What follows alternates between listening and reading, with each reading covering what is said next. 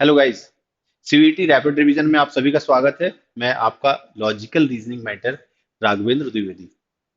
आज इस सेशन में हम लोग स्लॉजिज्म को डिस्कस करेंगे। स्लॉजिज्म के कुछ क्वेश्चंस यहाँ पे मैं लेके आया हूँ जिनके बारे में आपके साथ में डिस्कशन करूंगा। एक एक करके उन सभी टॉपिक्स को हम यहाँ पे समझेंगे। ये सीवीटी रैपिड रिवीजन का मेरा पहला सेशन है और आने वाले सेशंस को आप और देखेंगे। आप सभी से रिक्वेस्ट है कि इस चैनल को सब्सक्राइब कर लीजिए और वीडियो को आप लाइक भी कर लीजिए अगर आपको अच्छा लगे। थोड़ा सा टाइम आप देखिएगा, आपको पता चलेगा कि ये डेफिनेटली बहुत अच्छा सेशन आप लोगों के लिए होने वाला है। बहुत फ्रूटफुल सेशन ये होने वाला है बिकॉज जो सिलॉजिज्म है ये बहुत इंपॉर्टेंट टॉपिक है और डेफिनेटली ये सीयूईटी का पार्ट होगा, है ना। और यहाँ से आपको क्वेश्चंस देखने मिलेंगे सीयूईटी में। क्यों ना हम इसकी अच्छे से तैयारी कर लें और इसके जो कॉन्सेप्ट्स हैं उनको बहुत अच्छे से समझ लें।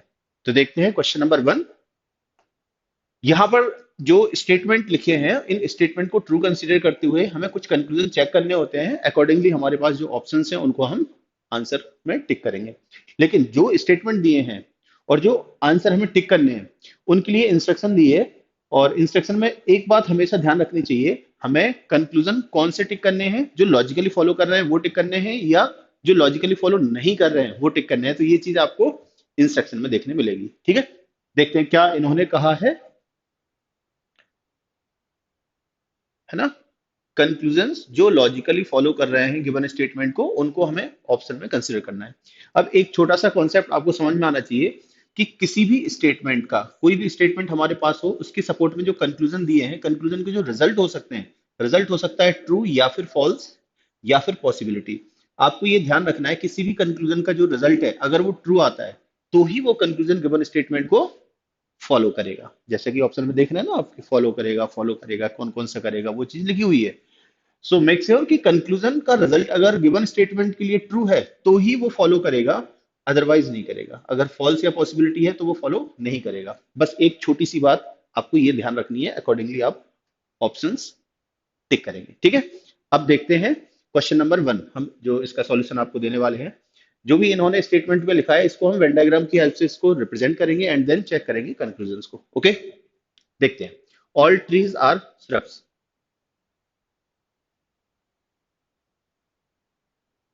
सेकंड स्टेटमेंट है no shrub is a sapling. ठीक है, और थर्ड है ऑल सैपलिंग आर ग्रास। अब समझना, ये जो हमने ग्रास का ऑब्जेक्ट बनाया है, ग्रास का ऑब्जेक्ट हम इसको कवर करते हुए या ट्री को कवर करते हुए भी बना सकते हैं। बट इन्होंने सिर्फ क्या कहा, ऑल सैपलिंग्स आर ग्रास। तो हम मिनिमम ओवरलैपिंग के लिए यहां बनाएंगे। ग्रास को हम इंटेंशनली इससे दूर रख रहे हैं इन दोनों ऑब्जेक्ट से। मतलब ग्रास इसको कवर कर सकता था, पॉसिबिलिटी है उसकी, बट हमने उसको नहीं किया। मिनिमम ओवरलैपिंग शो करी है। ठीक है, अब इन दोनों कंक्लूजन को चेक करते हैं इन स्टेटमेंट के बेस पर। देखते हैं, नो ट्री इज ग्रास, क्या ये चीज हमें देखने मिल रही है? No tree is grass. देखो ट्री ये रहा जो कि श्रब के अंदर आ रहा है, और ग्रास ऑब्जेक्ट कहाँ रहा, ये रहा। ठीक है, तो ग्रास क्योंकि एक्सटेंड कर सकते थे हम, तो ट्री को कवर किया जा सकता था। तो हम ऐसा नहीं बोल सकते डेफिनेटली कि कोई भी ट्री ग्रास नहीं है। हम डेफिनेट ये चीज नहीं बोल सकते। क्यों? ग्रास ट्री को कवर कर सकता था अगर उसने अपने आप को एक्सपांड किया होता। तो इस तरह से अगर हम बनाते तो कवर कर सकता था। मतलब ये कंक्लूजन फॉलो नहीं करेगा। नो ट्री इज ग्रास ये फॉलो नहीं करेगा। अब हमें ये देखना है सेकंड के बारे में, some saplings being tree is a possibility. देखो ये है सैपलिंग और ये रहा ट्री, क्या ये कॉमन हो सकते हैं? तो अगेन हमें देखना पड़ेगा कि श्रब और सैपलिंग का क्या है रिलेशन। नेगेटिव रिलेशन देके रखा है कि कोई भी श्रब सैपलिंग नहीं है, ये दे के रखा है ना। ठीक है, नो श्रब इज सैपलिंग, मतलब ये कोई भी एलिमेंट एक दूसरे के साथ कॉमन नहीं हो सकता। और हमें पता है कि सभी के सभी ट्री जो है वो श्रब के साथ कॉमन आ रहे हैं, श्रब के अंदर आ रहे हैं। दैट मीन्स कोई भी ट्री भी सैपलिंग नहीं होगा। क्या रिजल्ट मिला हमें? जब कोई भी श्रब सैपलिंग नहीं है तो कोई भी ट्री भी सैपलिंग नहीं होगा, क्योंकि श्रब के अंदर आ रहा है ट्री। ठीक है, तो कोई भी ट्री सैपलिंग नहीं है। और इन्होंने क्या बोला है, सम सैपलिंग ट्री होने की संभावना है। जब कोई भी ट्री सैपलिंग नहीं है तो कोई भी सैपलिंग भी ट्री नहीं होगा, क्योंकि सैपलिंग जब श्रब के अंदर कॉमन ही नहीं हो सकता है तो इसको भी वो कॉमन नहीं कर सकता। ठीक है, तो some sapling being tree is a possibility, ये क्या हो जाएगा, गलत हो जाएगा। क्यों? क्योंकि सैपलिंग का ट्री के साथ कॉमन ना होने का रिलेशन हमें मिला है कि कोई भी सैपलिंग ट्री नहीं है, तो होने की संभावना भी नहीं है। ठीक है, तो दोनों के दोनों कंक्लूजन फॉलो नहीं करेंगे। तो क्या हो जाएगा इसका आंसर? Option D. अंडरस्टूड। अब इसी कड़ी में हम सेकंड क्वेश्चन भी देखते हैं। सेकंड क्वेश्चन में क्या हो रहा है? सम ग्रीन इज रेड, जो भी हमें स्टेटमेंट दिए हैं, अगेन इन सभी स्टेटमेंट को हम वेन डायग्राम की हेल्प से पहले रिप्रेजेंट कर लेते हैं। Some green is red, some red is blue, all blue is yellow. ठीक है, ये हो गया हमारा वेन डायग्राम। अब हमें देखना है some yellow can not be green. Some yellow can not be green, देखो ग्रीन ऑब्जेक्ट ये रहा और येलो ऑब्जेक्ट ये रहा।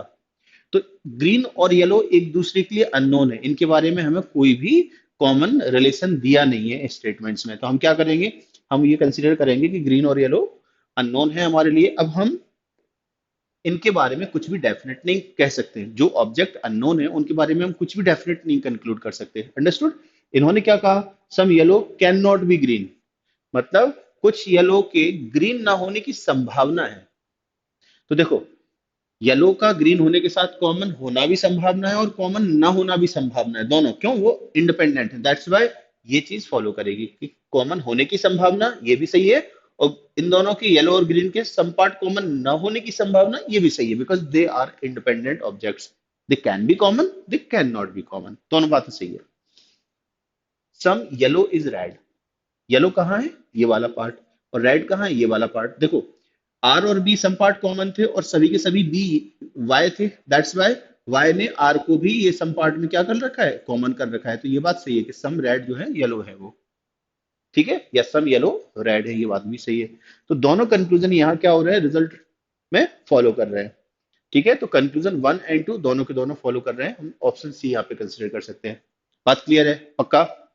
क्वेश्चंस अगर अच्छे लग रहे हैं तो please hit the like button, है ना? जैसा कि मैंने थोड़ी देर पहले आप सभी से कहा था कि ये चैनल पे अगर आप नए हैं तो प्लीज सब्सक्राइब करें, क्योंकि ये पूरी की पूरी सीरीज आपको मिलती रहेगी। ये मेरा फर्स्ट सेशन है आज सीयूईटी रैपिड रिवीजन का। आपको इस तरह के शानदार क्वेश्चंस और मिलते रहेंगे रेगुलर। अदर सब्जेक्ट्स के भी, डोमेन स्पेसिफिक भी आपको इस चैनल पे मिलते रहेंगे। ठीक है, सो प्लीज इस पे आप रेगुलर विजिट करते रहिएगा और हिट लाइक करते रहिएगा। ठीक है, थर्ड क्वेश्चन, क्वेश्चन नंबर 3 में देखिएगा आप, अगेन 3 स्टेटमेंट्स हमारे पास यहां पर गिवन है, उनके सपोर्ट में 3 कंक्लूजन हैं।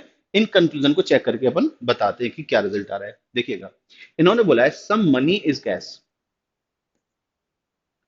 सम money is cash, some cash is draft.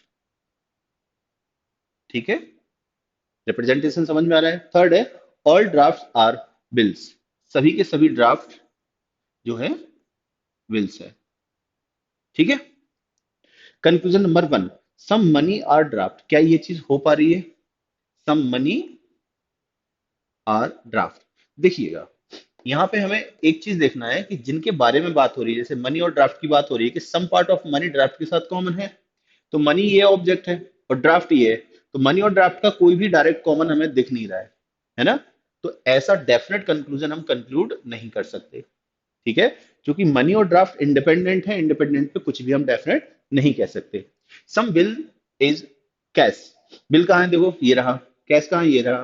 तो बिल जो है वो कैश वाले पार्ट को यहाँ से कवर कर रहा है, बिल्कुल कर रहा है। ठीक है, जो डीआर और जो सीए है वो भी आपस में कवर कर रहा है, हाँ कर रहा है। दोनों चीजें हैं कि सीए डीआर के भी साथ सम पार्ट कॉमन है, सीए बिल्स के साथ भी सम पार्ट कॉमन है, तो सम बिल कैश है, ये वाली बात सही है। अंडरस्टूड। अब तीसरा part, no money is draft, money और ड्राफ्ट की हम बात कर रहे हैं, तो मनी कहां पर है? ये रहा। और ड्राफ्ट कहां पर? ये रहा। अगेन वही वाली बात हो गई जो फर्स्ट में अपन ने देखा था कि मनी और ड्राफ्ट आपस में अननोन ऑब्जेक्ट्स हैं, हम इनके बारे में डेफिनेट कुछ भी नहीं कह सकते। अब जब डेफिनेट नहीं बोल सकते तो हम ये भी नहीं बोल सकते ना कि कोई भी मनी ड्राफ्ट नहीं है, ये भी हम नहीं बोल सकते। हम ये भी नहीं बोल सकते कि सब मनी ड्राफ्ट है। बट आपको एक चीज सोचनी चाहिए, कोई भी दो अननोन ऑब्जेक्ट है तो अननोन ऑब्जेक्ट के बारे में एक बात तो पक्की होगी एट अ टाइम, या तो वो कुछ कॉमन होंगे मतलब वो कॉमन होंगे या कॉमन नहीं होंगे एट अ टाइम। उनके बारे में एक बात तो सही होगी, भले ही हमें नहीं पता कि वो कैसे रिलेटेड है। जब अननोन ऑब्जेक्ट है तो एक बात पक्की होगी एट अ टाइम, या तो वो कॉमन होंगे या नहीं होंगे। फर्स्ट कंक्लूजन बोल रहा है कि सम पार्ट कॉमन है मनी और ड्राफ्ट, और थर्ड बोल रहा है कि कोई भी मनी ड्राफ्ट नहीं है। तो इंडिविजुअली तो ये गलत है, इंडिविजुअली ये फॉलो नहीं करेंगे।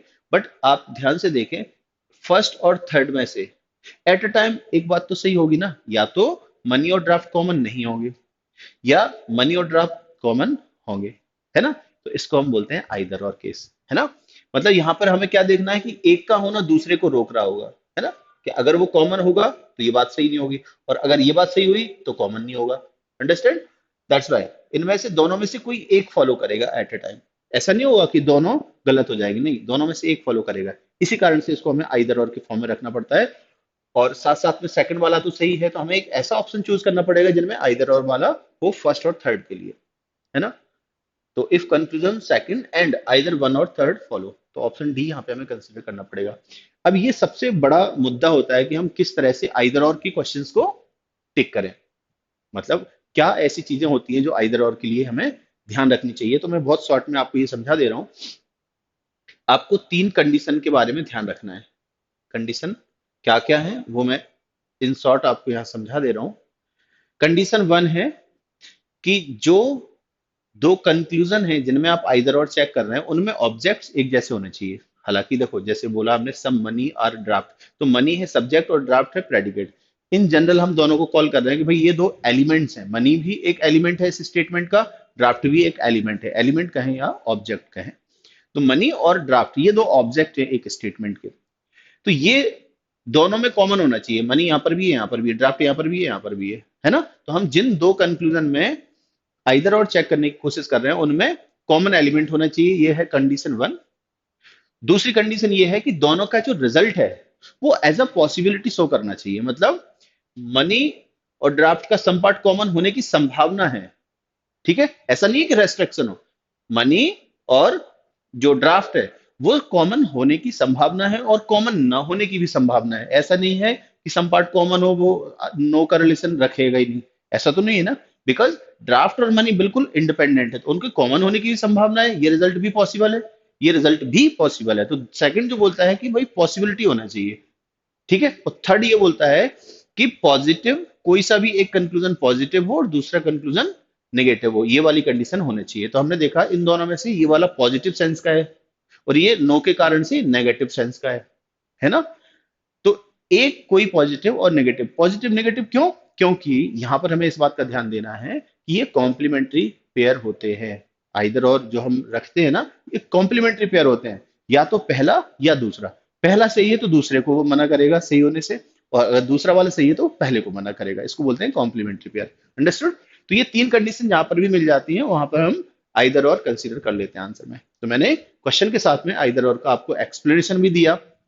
I hope this is clear for you all. ठीक है, चलो नेक्स्ट फोर्थ क्वेश्चन पे चलते हैं। इन सभी क्वेश्चन को आई होप आप पॉज करके एंड खुद से सॉल्व करके फिर इसका सॉल्यूशन देख रहे होंगे। अगर ऐसा नहीं कर रहे हैं तो अब इस क्वेश्चन से आप कर सकते हैं इस चीज को, कि इस क्वेश्चन को खुद से ट्राई करो। अब कम से कम मैंने इतने कॉन्सेप्ट बता दिए हैं, इसको पॉज करो, खुद से ट्राई करो, फिर इसका सॉल्यूशन देखो। नेक्स्ट क्वेश्चन पे भी आप यही काम कर सकते हैं। अंडरस्टूड? चलो देखते हैं। इन्होंने बोला है सम मोबाइल आर टेलीफोन,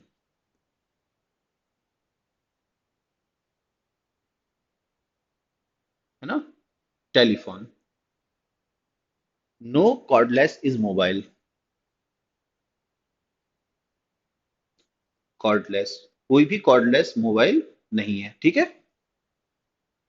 और थर्ड स्टेटमेंट है सम टैबलेट्स आर मोबाइल, है ना। सम टैबलेट्स ये है मोबाइल ऑब्जेक्ट, हम ऐसे बोल सकते हैं ना, सम टैबलेट्स आर मोबाइल, है ना। तो मोबाइल और टैबलेट भी सम पार्ट कॉमन है, तो ये क्या था, टेलीफोन और मोबाइल भी सम पार्ट में कॉमन है। और कोई भी ये क्या है, कॉर्डलेस, कॉर्डलेस और मोबाइल कोई भी आपस में नहीं कॉमन है, ऐसा दिया हुआ है। देखते हैं दो conclusion. Some mobile are not cordless, some mobile are not cordless. एक चीज समझो, यहां पे हमें स्टेटमेंट क्या दिया था, एक नो कॉर्डलेस इज मोबाइल, है ना। नो कॉर्डलेस इज मोबाइल, तो कोई भी मोबाइल भी कॉर्डलेस नहीं होगा। जब कोई भी कॉर्डलेस मोबाइल नहीं है तो कोई भी मोबाइल भी कॉर्डलेस नहीं होगा, है ना। ठीक है। अब जब कोई भी मोबाइल कॉर्डलेस नहीं है तो सम पार्ट ऑफ मोबाइल वो भी तो कॉर्डलेस नहीं होंगे ना। जब कोई भी मोबाइल कॉर्डलेस नहीं है तो सम पार्ट ऑफ मोबाइल वो भी तो कॉर्डलेस नहीं होंगे ना। ये बात सही होगी, सम मोबाइल आर नॉट कॉर्डलेस, ये बात सही होगी। ठीक है। कोई भी कॉर्डलेस मोबाइल नहीं है, दैट मींस कोई भी मोबाइल कॉर्डलेस नहीं होगा।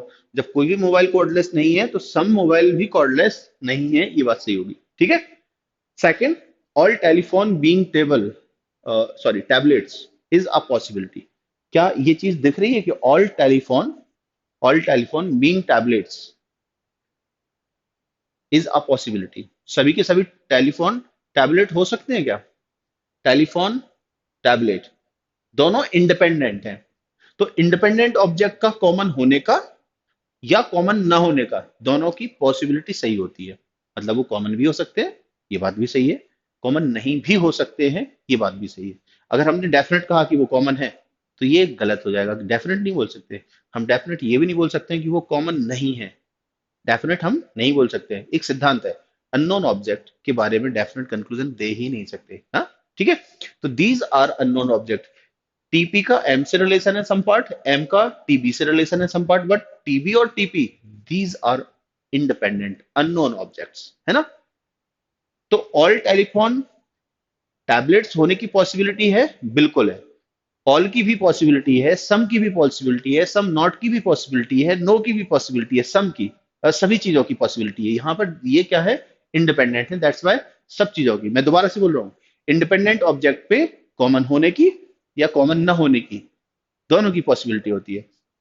कॉमन कितना, सम पार्ट कॉमन होने की भी पॉसिबिलिटी है, पूरा पूरा पार्ट ऑल पार्ट कॉमन होने की भी पॉसिबिलिटी है। कॉमन ना होने की मतलब सम नॉट, थोड़ा सा पार्ट कॉमन ना हो इसकी संभावना, ये भी सही होगी।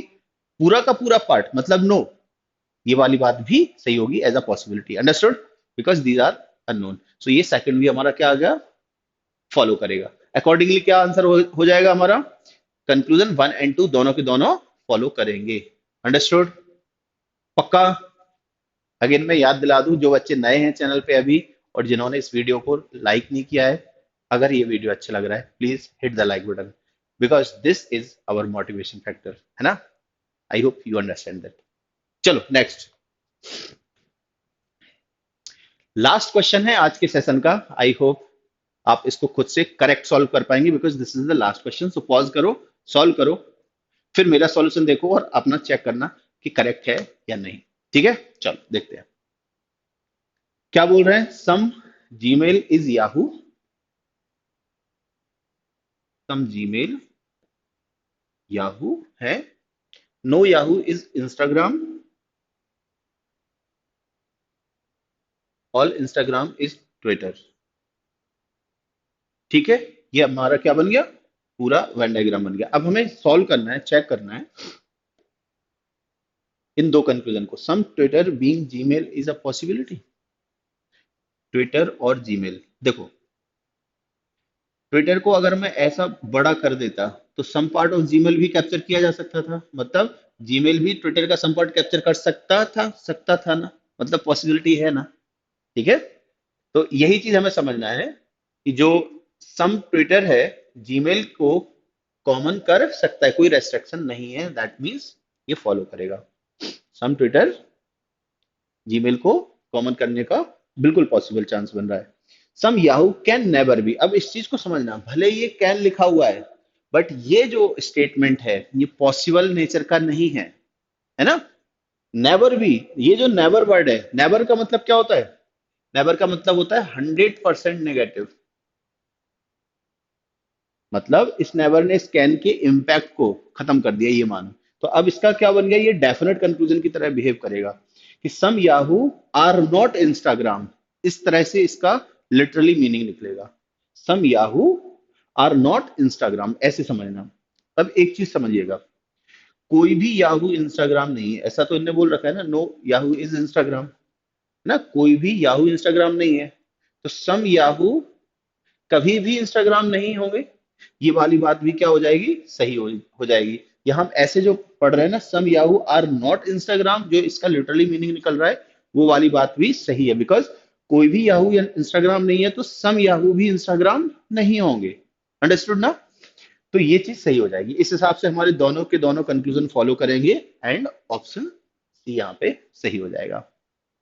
सो आज के इस सेशन में मैं आपके साथ यहीं तक हूँ। अगले सेशन में हम आपके साथ जल्दी मिलेंगे। आई होप आप भी हमें मिलेंगे चैनल पे, ठीक है? सो तब तक के लिए पढ़ते रहो, आगे बढ़ते रहो और अपना खूब ख्याल रखो। टेक केयर, है ना? और आप सभी से फिर से मेरा कहना है कि ये जो हमारे चैनल की डिटेल्स हैं, यहाँ पे आप सब्सक्राइब करें और चैनल पे बने रहें। ठीक है? चलो, take care and bye bye.